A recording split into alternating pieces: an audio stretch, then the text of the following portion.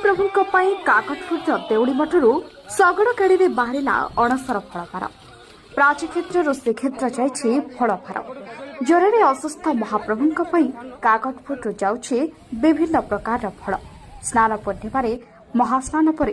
ज्वर पीड़ित श्रीजीव को सुस्थ करने लगी पड़ते दैतापति सेवायत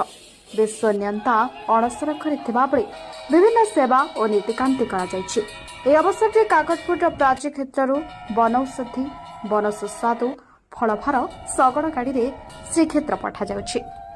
अणसर भार बोली कहुए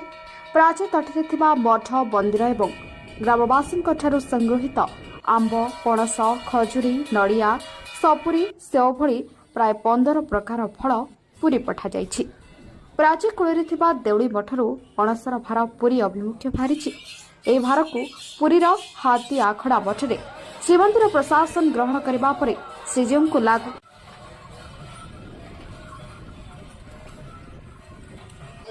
निवाचल निवासाय जगन्नाथाय नमः।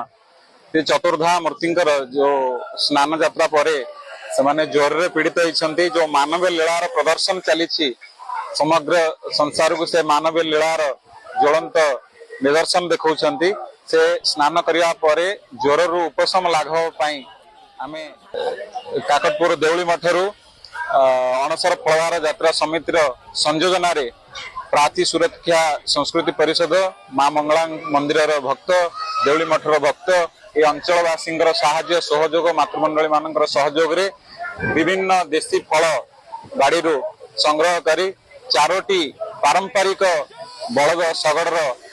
गाड़ी रे आकु नहीं आमे पूरी सिंहद्वार रे 9 तारिख दिन पहुंचबो। आज यात्रा आरंभ होबो एवं नृसिंह चकड़ा रे आमे सब फल प्रदान करिवो। प्रदान कला परे तांकर जो गुप्त नीति अच्छी से गुप्त नीति हिसाब रे जहाँ आमर श्रद्धार सहित आमे जो फल अर्पण करिछु प्रभु चतुर्धा मूर्तिंकर ज्वर लाघव पई से हिसाब रे से माने तांकर गुप्त नीति करिवे। जय जगन्नाथ।